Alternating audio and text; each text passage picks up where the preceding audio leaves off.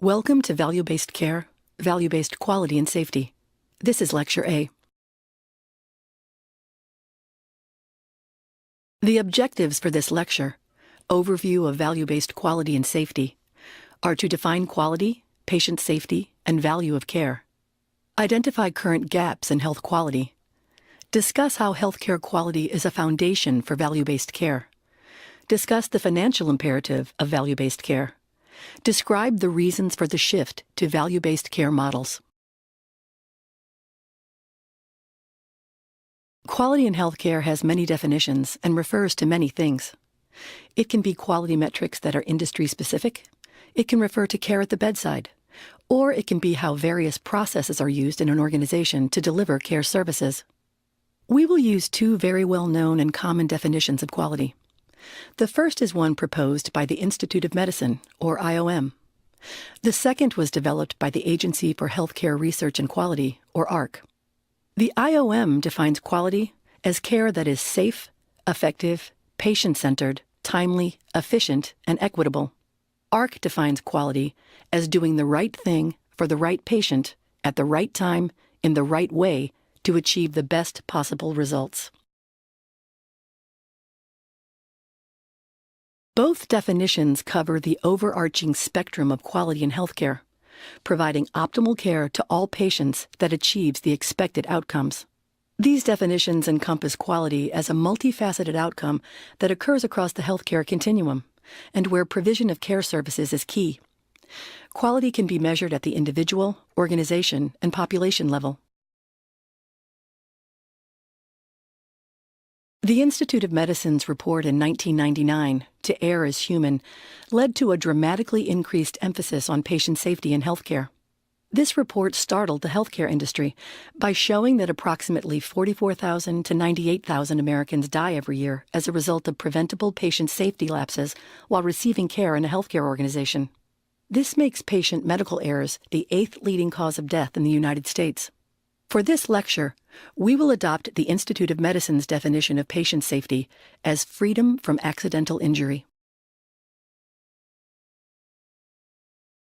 Error is the term used to denote a non-purposeful action or event that results in a negative or unexpected outcome. Understanding the definition of error is important, and in this unit, we adopt the following definition of error from the IOM report: the failure of a planned action to be completed as intended, or the use of a wrong plan to achieve an aim. Note that error can be either an error of execution when actions do not proceed as expected, or an error of planning when the initial plan of action is not the correct one. Value of care is a fairly new term in the healthcare industry, and reflects the effort of our industry to find mechanisms to quantify quality care. Quantifying means determining how much it costs to achieve the desired and expected quality outcomes. For this unit, we adopt the National Quality Forum's definition of value as a measure of a specified stakeholder's preference-weighted assessment of a particular combination of quality and cost of care performance. In other words, value can be defined as how much you are required to pay to achieve or attain specific outcomes. Notice, the outcomes can cover a broad range of areas important in healthcare: health outcomes, safety events, and excellence in care service. Value and value-based care is becoming one of the most emphasized goals in healthcare. In the U.S., there are puzzling results related to the pursuit of quality.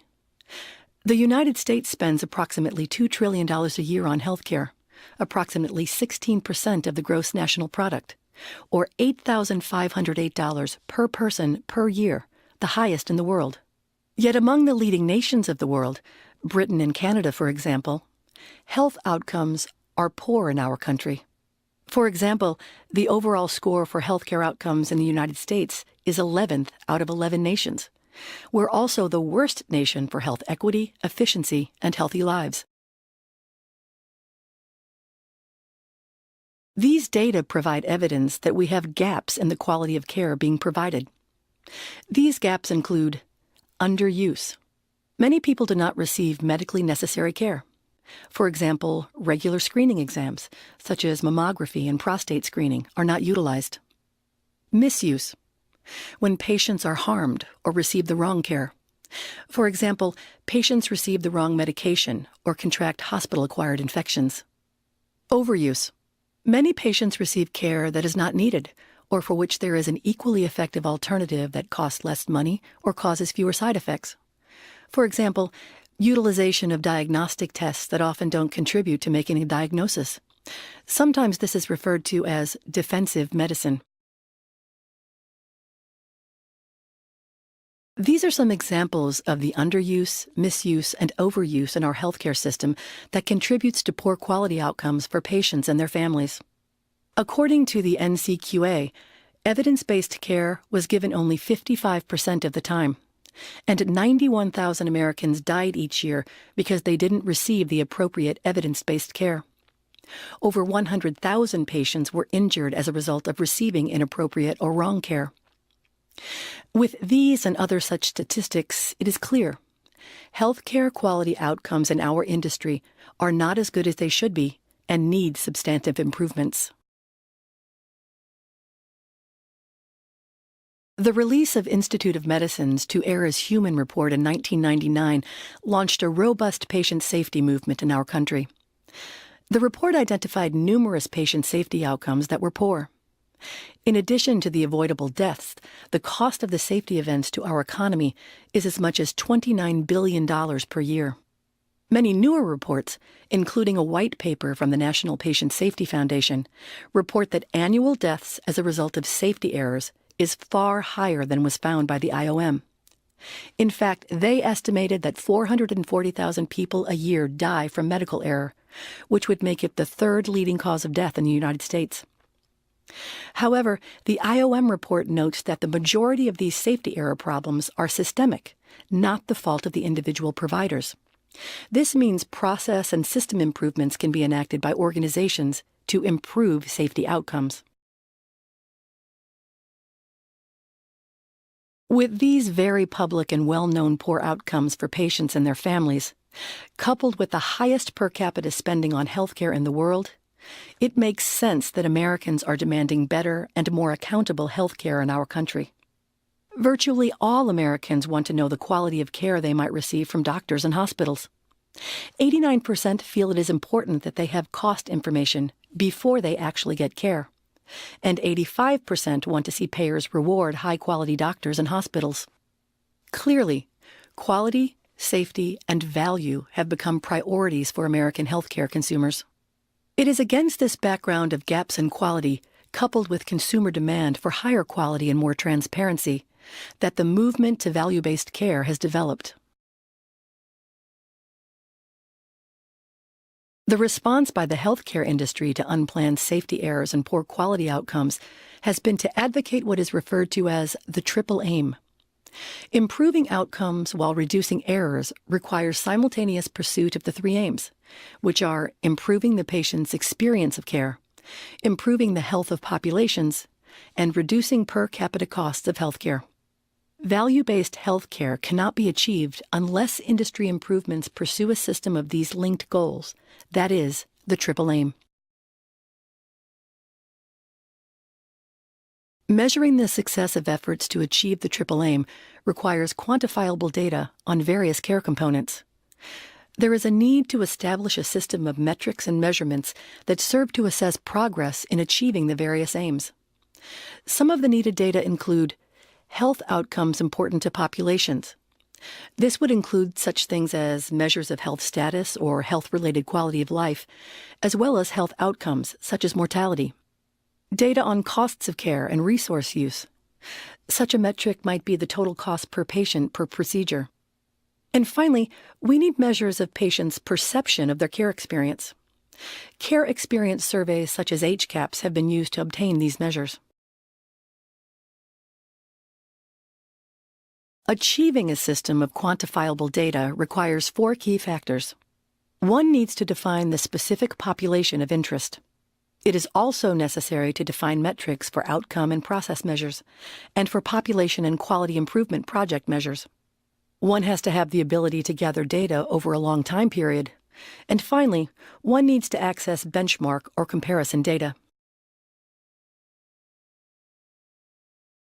The how-to of a value-based care system with better quality outcomes related to cost and patient experience is captured very nicely in a model of value-based care described by Porter and Lee.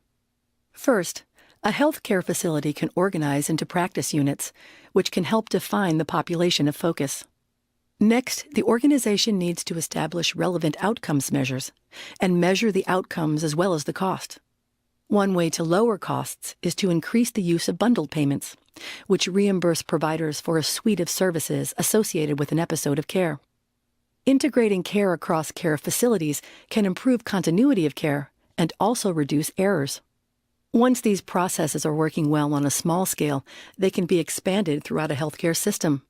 In order to achieve these aims, it is clear that a relevant and encompassing IT platform that supports integration, information gathering, data analytics, and reporting is required. With all of the public demands for transparency and accountability, coupled with the industry's drive to improve the quality of care being provided and the outcomes experienced by the patient, the federal government has added a critical factor: financial incentives. This quote by Dr. Donald Berwick emphasizes the key need for financial incentives to be attached to quality outcomes. A major overarching theme in the Affordable Care Act is one of measurement, transparency, and altering payment to reinforce not simply volume of services, but the quality of the effects of those services. Instead of payment that asks, "How much did you do?" the Affordable Care Act clearly moves us toward payment that asks, "How well did you do?" and, more important, "How well did the patient do?" These 2 points are the heart of the growing drive for value-based payment. The Centers for Medicare and Medicaid Services, or CMS, is the first and the largest healthcare payer to link outcomes to payment. CMS value-based programs serve to reward healthcare providers with incentive payments for the quality of care they give to people with Medicare. These programs add to CMS's larger quality strategy to reform how healthcare is delivered and paid for. CMS has aligned their value-based programs with the goals of the Triple Aim. Currently, there are 4 programs. Hospital Readmissions Reduction Program, which reduces payments to hospitals with excess readmissions. Value-Based Purchasing Program, which promotes better clinical outcomes by improving patient experience. And Hospital-Acquired Conditions Program, which reduces payments for hospitals with excess hospital-acquired conditions. And End-Stage Renal Disease Quality Initiative Program, which reduces payment to end-stage renal disease facilities that don't meet established performance standards. The shift to value-based payment models has its genesis in the previous fee-for-service payment models. In fee-for-service, organizations and providers were being rewarded with financial payments for volume rather than for value of care. This payment model effectively rewards inefficient care processes through reducing the motivation to coordinate care, allowing service duplication without any financial penalties, minimizing innovative care processes, and preventing effective management of patients with comorbidities. Value-based payment models are referred to as pay-for-performance models and are increasingly becoming the norm in the healthcare industry. With the emphasis on improving healthcare quality, pay-for-performance supports the Triple Aim by offering reimbursement incentives for better quality, effectiveness, and efficiency, removing financial incentives for duplicative services, being data-driven and experience-based, offering flexibility to customize patient care, eliminating fragmentation across the care continuum. With pay-for-performance, there clearly is a financial incentive for healthcare organizations to embrace value-based care. The U.S. Department of Health and Human Services, HHS, announced that by the end of 2016, it aims to link 30% of Medicare reimbursement to the quality or value of provider services, and 50% by the end of 2018. In addition to the programs discussed previously, CMS is in the process of rolling out additional value-based models as follows. Newly launched in 2015, The Value Modifier program is directed at physicians and determines Medicare payments based on physician performance on specified quality and cost measures. The Home Health Value-Based Programs is currently being piloted. It will give Medicare-certified home health agencies, HHAs, incentives to achieve higher quality and more efficient care. 2019 will see the launch of the Skilled Nursing Facility Value-Based Program. It will reward skilled nursing facilities with incentive payments quality of care. Following the CMS value-based care models, the industry is now seeing a number of private payer coalitions forming to identify similar models. For example, the Healthcare Transformation Task Force, a coalition of private payers, providers, and employers, pledged to put 75% of its payments into value-based models by January 2020.